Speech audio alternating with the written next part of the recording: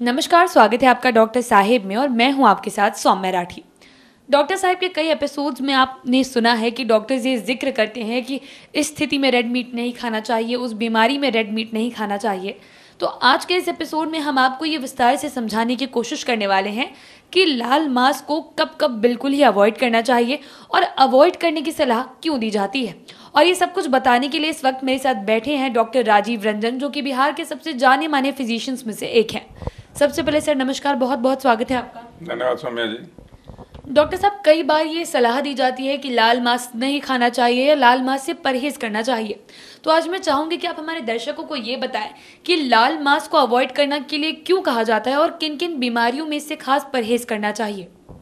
ऐसा है सौम्या जी कि रेड मीट जो है, आखिर उसमें कौन सा ऐसा खलनायक तत्व है जिसके लिए हम लोग उसको परहेज करते हैं। पहली बात तो ये जानने की जरूरत है।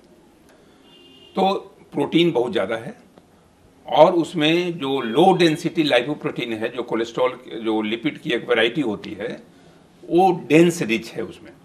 तो जितने भी हार्ट के मरीज हैं, हाइपरटेंशन के मरीज हैं, हार्ट अटैक के मरीज हैं, चाहे जिनको एक बार एंजाइना का अटैक हो गया, हार्ट की बीमारी हो गई, तो उसमें हम लोग रेड मीट मना करते हैं। क्योंकि अधिकतर उसका होता है कि जब भी हार्ट की आर्टरी में, कोरोनरी आर्टरी में प्लेक बनता है तो उसका बेस कोलेस्ट्रॉल का रहता है।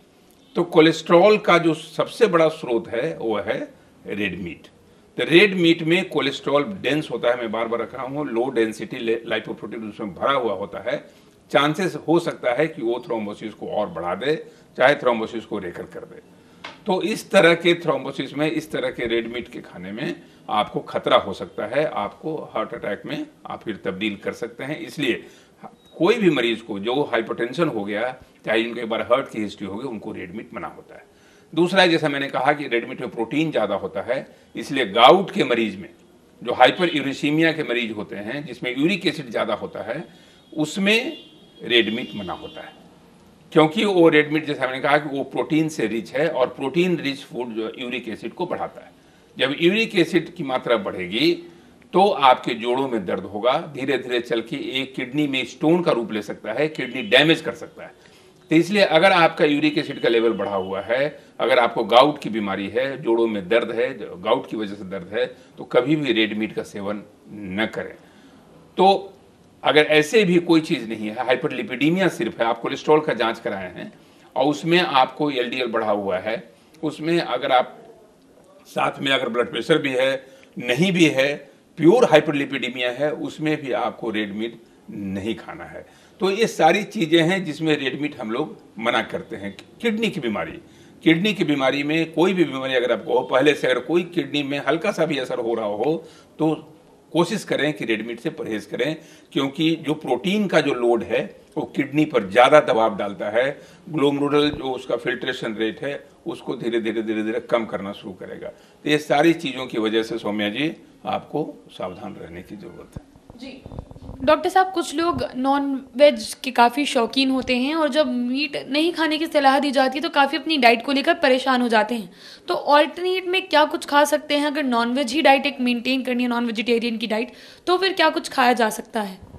ऐसा है सौम्या जी कि एक तो सबसे बड़ी बात है कि जब आपको बीमारी दस्तक दे दिया आपके दरवाजे पे, तो आप बहुत हद तक अपनी इच्छाओं को और वासनाओं को दबाने की कोशिश करें, जो खाने की इच्छाएं होती हैं। तो नॉन वेज का जैसे आप लाइकिंग है, उसको थोड़ा सा तो आपके पसंद को कम करना चाहिए। अगर बिल्कुल मतलब नॉन वेज खाना चाह रहे हैं तो नॉन वेज खाने में फिश एक अच्छा ऑल्टरनेटिव है, मछली। क्योंकि मछली में क्या होता है कि ओमेगा 3 फैटी एसिड होता है फिश ऑयल में, जो आपके हार्ट के थ्रोम्बोसिस को बचाने में मदद करता है। तो ओमेगा 3 फैटी एसिड जो हम लोग कहते हैं वो हार्ट के लिए फ्रेंडली होता है।